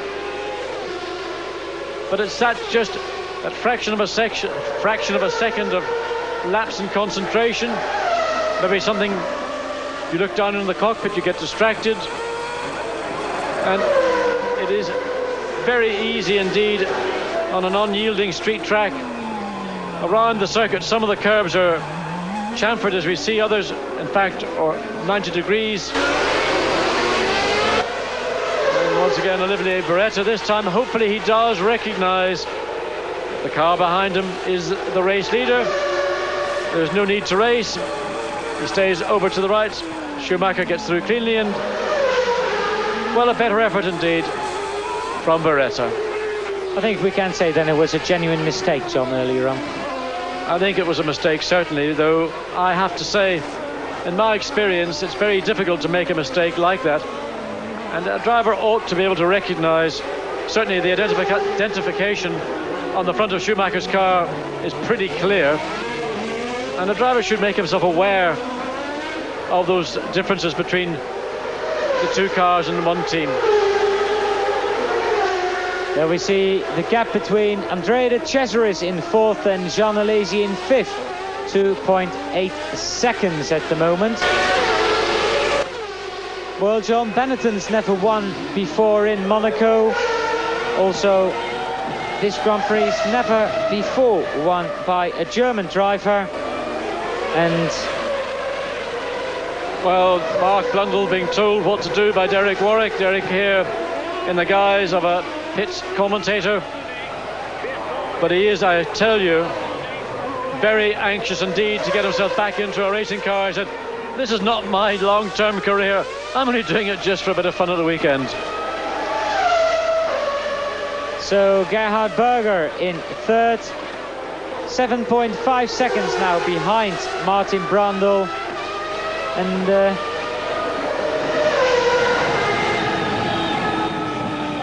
well, it's all a bit of a status quo at the moment. And there's another television station grabbing Mark. So, Mark, why did you retire? Well, John, we could see that. I think that engine was well and truly blown up.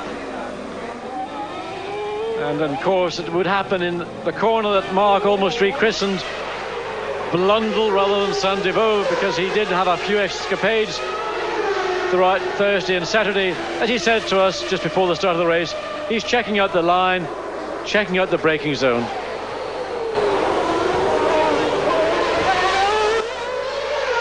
Monaco, never won by a German driver, never won by Benetton.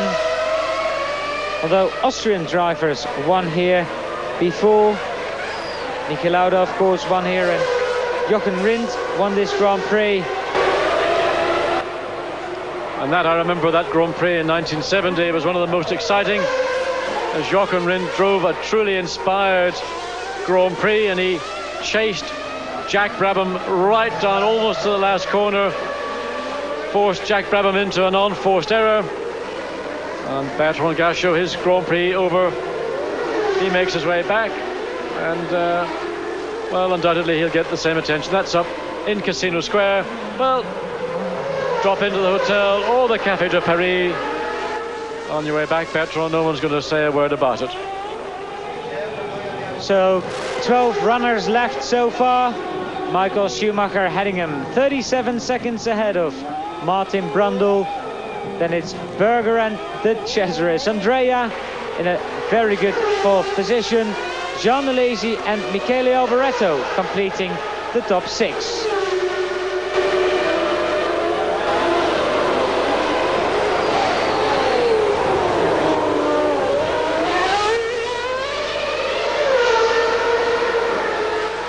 Well, Alesi in 5th, trying to run down Andrea de Cesaris in 4th.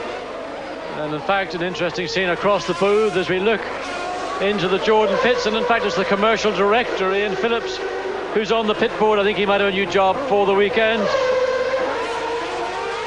And very important championship points for the Jordan team at stake. 3 points for that 4th place. And those are points that they would dearly love.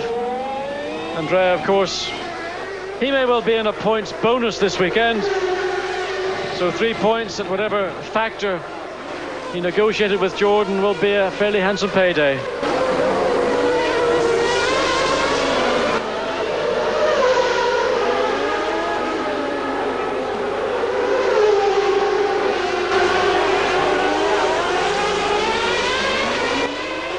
Well, when Michael Schumacher crosses the line, there are 19 laps to go in this Monaco Grand Prix.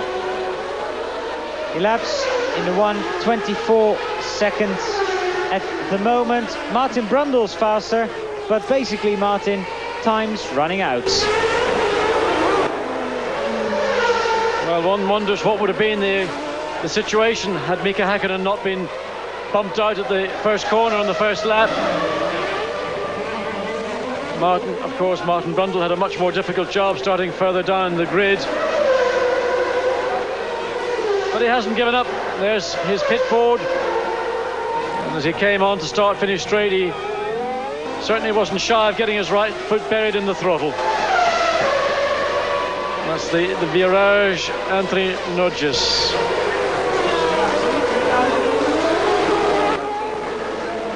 Michele Alboreto running in 6th position.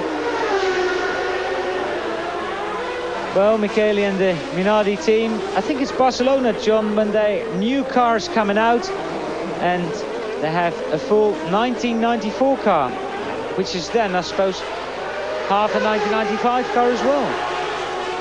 The only reservation I have is that the meeting that is going to be held here on Monday morning may well mean that the new car that Minardi were hoping to introduce may well have to be a revised new car, because some of the changes that are being suggested certainly are in the area of the front wings, the rear underwing or diffuser as we call it, and the front wing end plates themselves. The proposal is that they be raised by 10mm. Now the effect of that is a lot less downforce on the front and a lot less downforce overall.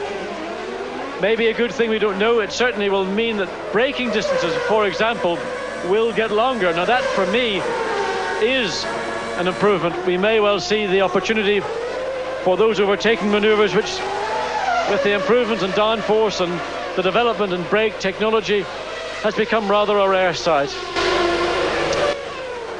Michael Schumacher as Martin Brundle and Gerhard Berger on lap 61. And then it is Andrea de Cesaris. Jean Alesi still in 5th position. John and Jean Alesi running a little slower than Andrea at the moment. Could he feel tired? I would think that Jean Alesi is feeling both tender and tired. Well, there's a little close-up looking at the rev counter in the cockpit of Gerhard Berger's Ferrari. But yes, I think Alesi will suffer. I would be very surprised any driver who's come back from a severe injury to the neck would not be tired, and this of course physically and mentally, as we've said, extremely demanding. Well, if we think of Andrea de Cesaris, who actually lives in Monte Carlo and raced for a number of Formula One teams, including McLaren, qualified on pole, and his best result comes from 1983 when he finished 2nd in South Africa and Germany.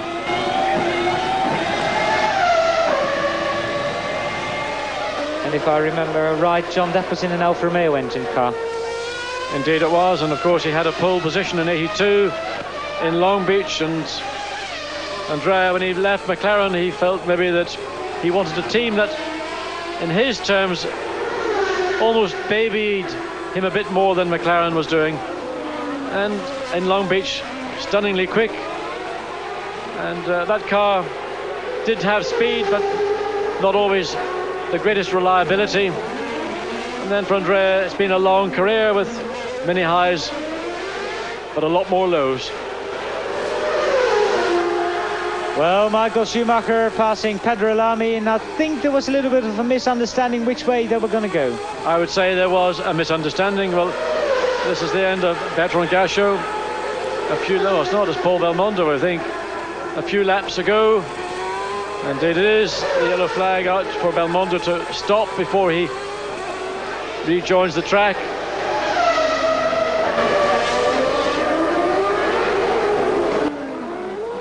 Now we've got 3 drivers still on the same lap: Schumacher, Brundle and Berger.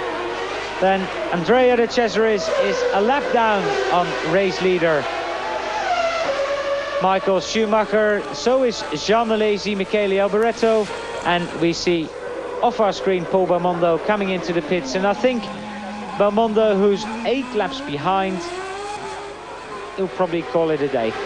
Oh, he might have to get his money's worth. While the Pacific team looking around, I suspect there's maybe some overheating, the way they're looking into the radiator intakes. As Michael Schumacher really coming up to end lap 63, 15 remaining.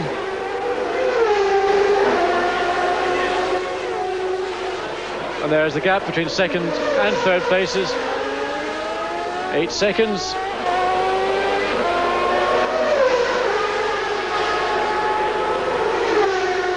If this result stays as it is, it'll be 4 out of 4 for Michael Schumacher, and it's beginning to show signs of the domination that we saw 2 years ago from Nigel Mansell when he won 5 in a row. He hoped to do it here and make it 6.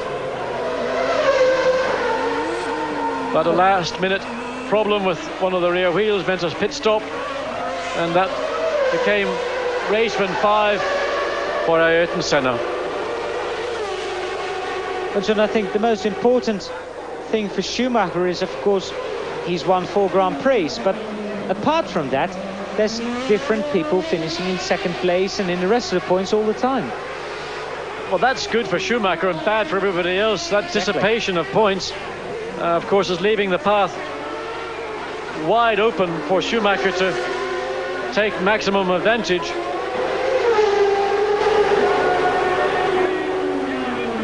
But let's wait and see. We've got Spain in 2 weeks' time, and with the technical changes, it really is totally unknown. No team owner, no driver knows precisely what the outcome is going to be, and it's quite possible that cars and teams that have been further back in the first 4 races may suddenly find themselves being very competitive. So, of course, there are going to be changes not just in Barcelona but in Canada, and then at the German Grand Prix, and the ones projected for Germany are very major ones indeed. But we did have Ron Dennis this morning in our extended half-hour show explain that whatever the regulation change, whatever regulations are going to be, his team will design and build chassis for the particular regulations. Well, there's Pedro Lamy in the pits, and there was a little bit of confusion, I had a feeling. Someone took the nose off and then said, no, put it back on. So, don't know really what that was good for. But Lamy in the pits and out of the pits again. He's the last of the runners in 12th position. And there we see Schumacher and Brundle. Oh dear, oh dear, oh dear. There's Gerhard trying to find a way past the back markers. Well, and that's what you said before, John, I suppose. They bunch up a little bit and then you lose time very easy indeed.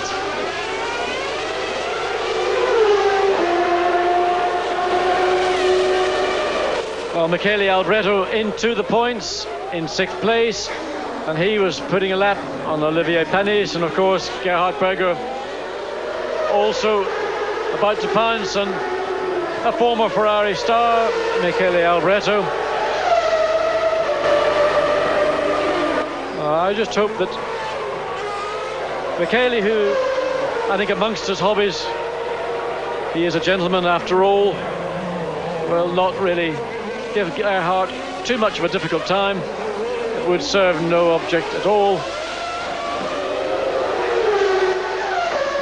On the computer you could see it. On screen we haven't really seen it, but the gap between André de Cesaris in 4th and Jean Alesi in 5th is closing down. And not only that, John, a 1:23.420 for Alesi is a new fastest lap for him in this Monaco Grand Prix. It's as if he's got a second wind, and he's cut into the lead André de Cesaris has. He's reduced it now by 3-4 seconds in the last couple of laps. And the message very clearly on the Jordan board. Well, there's Christian Fittipaldi walking back across the bridge to the Footwork Motorhome, or Arrows Motorhome as it's called. Get changed and get ready for Spain. Now, John, is it feasible that the teams that maybe not that far advanced aerodynamically have a little bit of an advantage, at least in Barcelona, if they do have to get rid of rear diffusers, front wing end plates higher and things like that? I would think on paper, yes, but in reality, I suspect, and I know of one team, but I suspect most teams who have a wind tunnel facility, once these proposals were issued on Friday afternoon, were straight into the wind tunnel. And a figure that I've been given is approximately 22 to 25% reduction in downforce overall. That's a lot. So while, as I say, I think it may initially bring a bit of a bunching between front and rear, once the decision about what the dimensions and precisely what is required has been made clear, Barcelona is going to be a lottery. There's no doubt about that. But beyond there, the teams at the front will always be the teams at the front. Those battling and fighting their way forward are just going to have to continue the progress presently in. Jean Alesi on his way to the back of André de Cesaris. Remember, Alesi having made that extra pit stop to replace a nose cone, currently in 5th position, and Schumacher did a couple of 1 minute 25 second laps, and now speeded up again and back into the 22 seconds. I think de Cesaris really, it was traffic that caused the loss of time, and again traffic just ahead of Andrea. He'll want to use it as Olivier Beretta, and he will want to get past as quickly as possible. And Andrea pushing all the way. Beretta ought to be able to pull over to the right onto Portier, let de Cesaris get through without any problem. Well, he's decided, I'm going to race de Cesaris regardless of his position. I'm a racing driver after all. And one has to say it is a sign of immaturity in a driver when he doesn't recognize cars coming up to lap, that where possible he can pull over and let that car get through as cleanly and quickly as possible. And I definitely see blue flags being waved to Olivier Beretta at this moment. So Beretta, be a good boy and get out of the way. Well, the difference in straight line performance between the Hart V10 and the Ford HB V8 probably more or less identical. So in a situation like this, it's very frustrating. The temptation is to try and take a flyer down the inside. It's a big risk. Alesi, quite wisely, just hanging back and watching what's going on. And if the opportunity arises, well, he'll be there to pounce on the pair of them. Olivier Beretta, who's actually yet to finish a Grand Prix in this season. And I think we're also missing Pedro Lamy at the moment, John, by the way. Beretta, in his first year of Formula One, as teammate to Eric Gomez. Well, he didn't finish in either of the 3 previous races. Allard, it's in situations like this, bearing in mind the focus on Formula One, that Olivier Beretta should be given a stop-go penalty brought in. He's been ahead of De Cesaris now 3 laps. There have been flags around the circuit waved to him. Even his own team should signal or indicate some way to let De Cesaris go through. He's not achieving anything. Currently in 8th place, 2 laps down. He's done that now. Well, finally now he's got Alesi.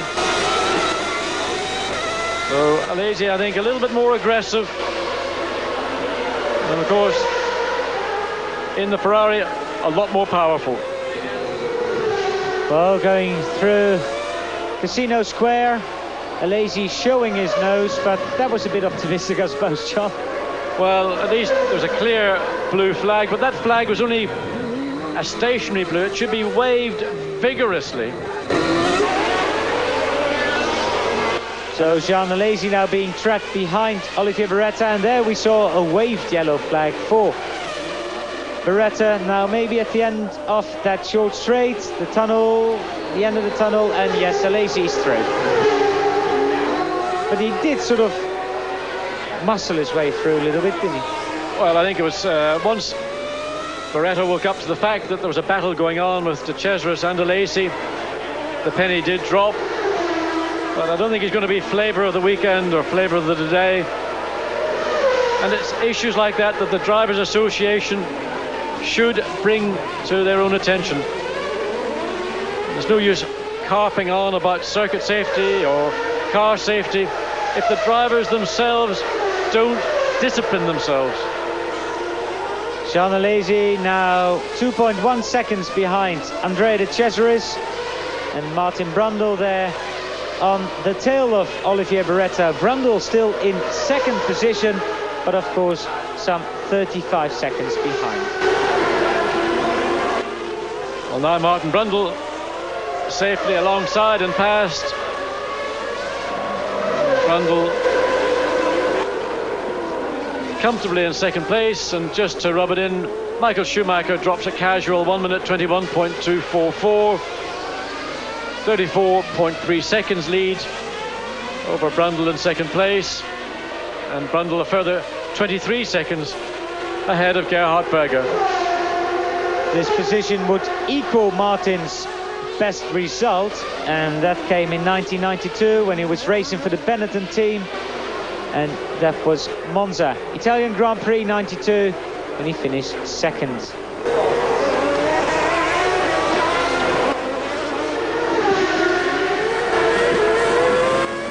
Behind the top 3 we've mentioned is De Cesaris and Alesi, then it's Michele Alboreto still in 6th, 7th JJ Leto, 8th Olivier Beretta, 9th Johnny Herbert, 10th Oliver Panis, 11th Eric Comas, and I don't think Pedro Lamy is actually going round anymore, Tom. He might do, I'm not sure. Well, we're getting down to the normal level of runners at this stage. We're on lap 72, and in reality we've got 11 cars on the track.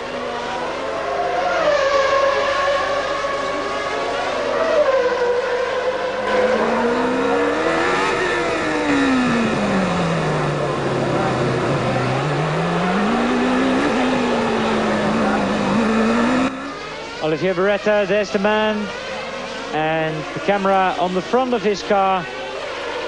Well, it's still a lovely shot. But Beretta in 8th position, and it would be the first time he's going to finish a Grand Prix. Well, this is the view from Beretta's car out of the chicane down to Tabac, and I wonder if you can get the experience that is, for me, the best on the Monaco circuit. Now, a very quick left-right through the first part of the swimming pool complex, the slower exit, and then down into Rascasse. Here, of course, very easy indeed under braking in a curve to lose grip. We saw it happen on Thursday. Eric Comas and Paul Belmondo both nudged the rear of their cars into these unusual barriers they have. They've got it's a plastic tank filled with water. There they are in front of the Armco barrier itself. And in some parts of the circuit they do seem to be very effective. Well, Johnny Herbert's in the pits with the Lotus, and that's a bit more than a normal stop. Well, we go past Casino Square down to Mirabeau, and well, you can see that's a very, very steep hill indeed.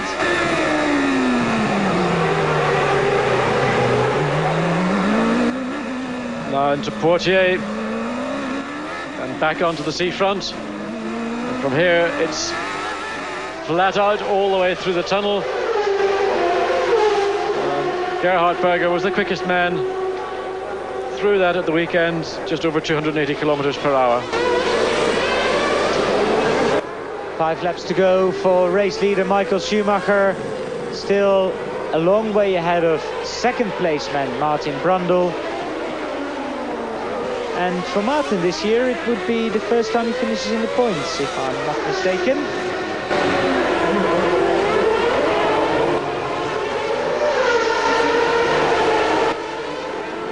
Retired in Ida and retired in Brazil, finished 8th in Imola and could pick up 6 points here in Monaco.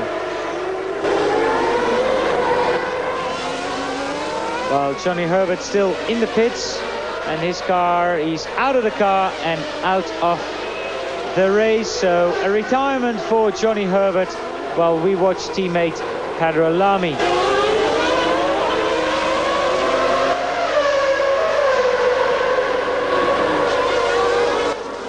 Well, Spain is a Grand Prix where we're hoping that Lotus will have their 94 car in action. They certainly have had a difficult beginning to this year, and with the Mugen Honda V10 engine, much more difficult package to install in a car which in 93 wasn't the easiest of cars to drive, and Lotus looking for something to give them a better second part to the year.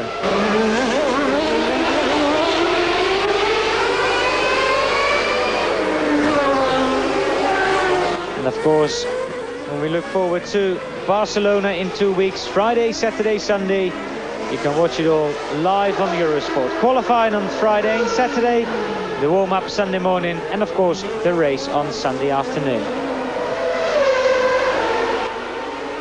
We see 2 Benettons, JJ Leto 7th, and for JJ it'll be the first time he finishes Grand Prix, and well, if he wasn't fit enough, he'll be fit after this one, John. Well, it's a Grand Prix under his belt, the first Grand Prix of the year, and he needs it badly, but I think what he needs most of all is to go away and get a little bit of running somewhere and just get his confidence, get his rhythm. It's been a difficult Monaco Grand Prix for JJ Leto. The car obviously is the class of the field right now, and in reality running in 7th place but 2 laps down on your teammate and race leader is not good enough.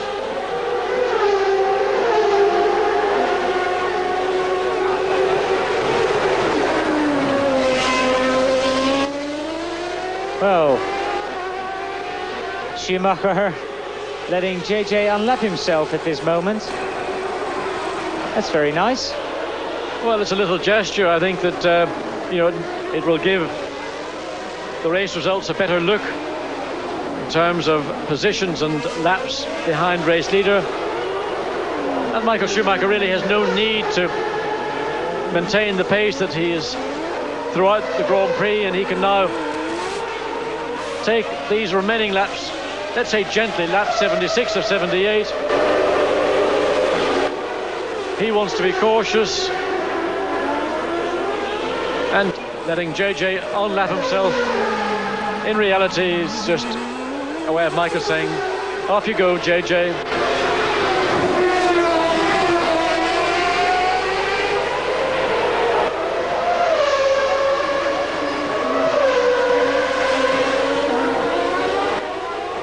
So Michael Schumacher and JJ Leto lapping in the 1:25-second bracket, so there's no danger at all for race leader Michael Schumacher.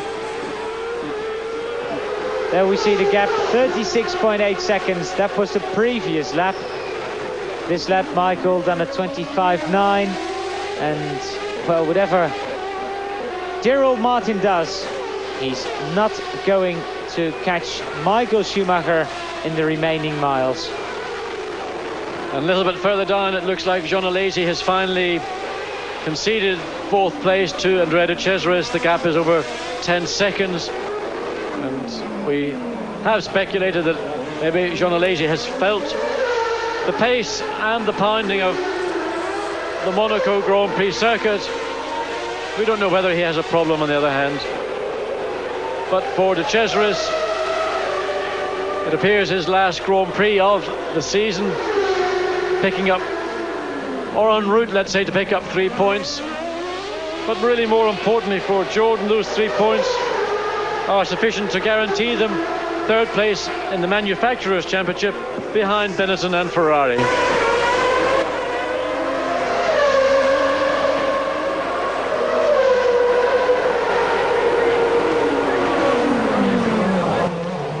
Well, it looks, in spite of Schumacher letting Leto forward and Jackie Ickx, we just quickly saw on the start-finish line.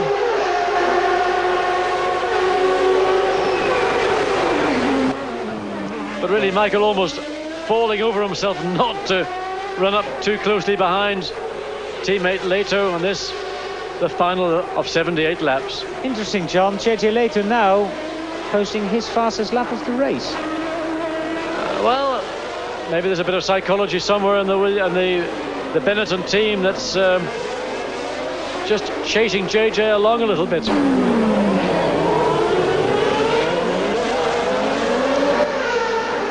So Michael Schumacher, Martin Brundle, Gerhard Berger, Andrea de Cesaris, Jean Alesi and Michele Alboreto. That's the top 5, with race leader and, well, championship leader Michael Schumacher on his very last lap. Now,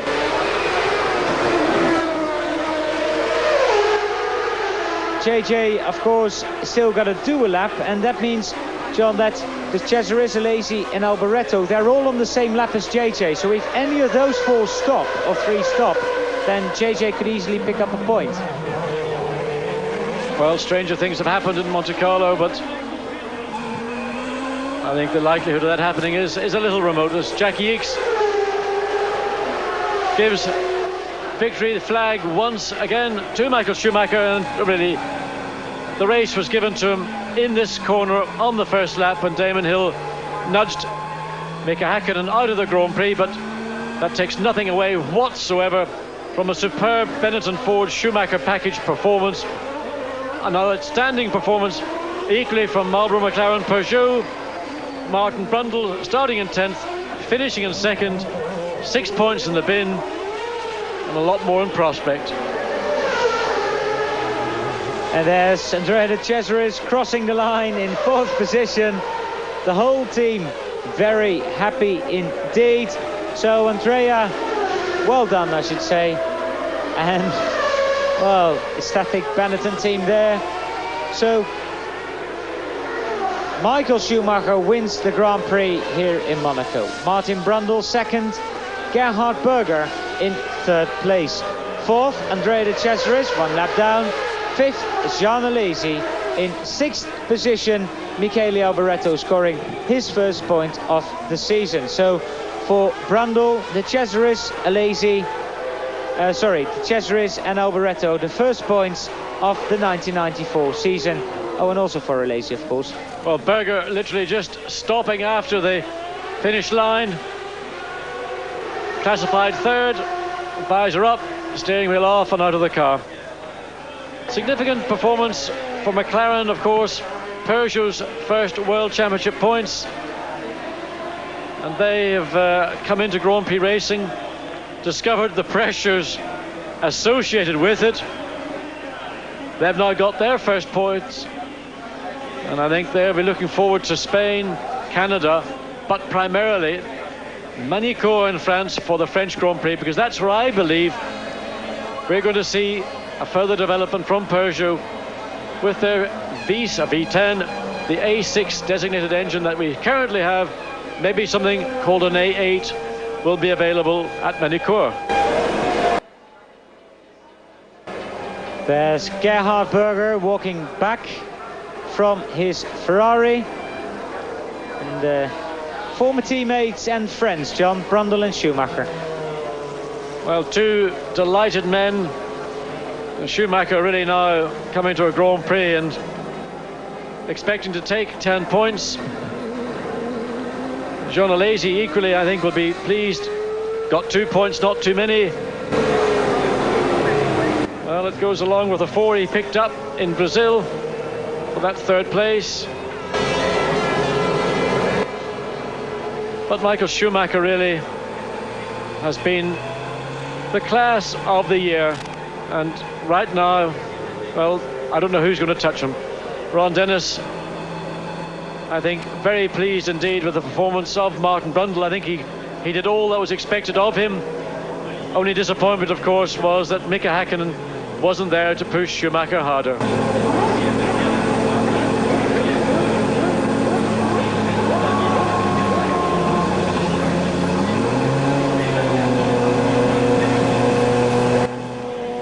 JJ there,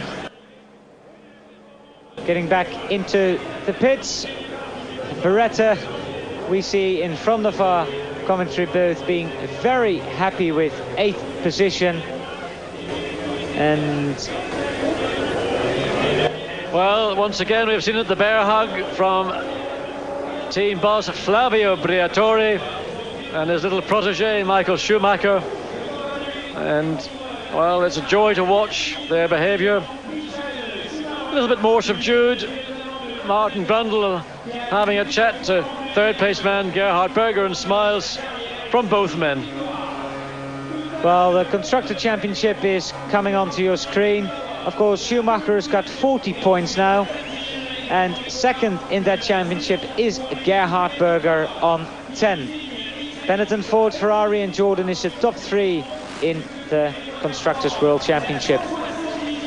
But John, 30 points between Gerhard Berger and Michael Schumacher. I wonder, is anybody going to stop that brilliant young German?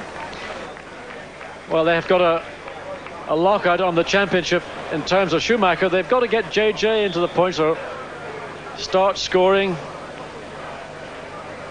But the only fly in the ointment will come with the major regulation changes that are in hand.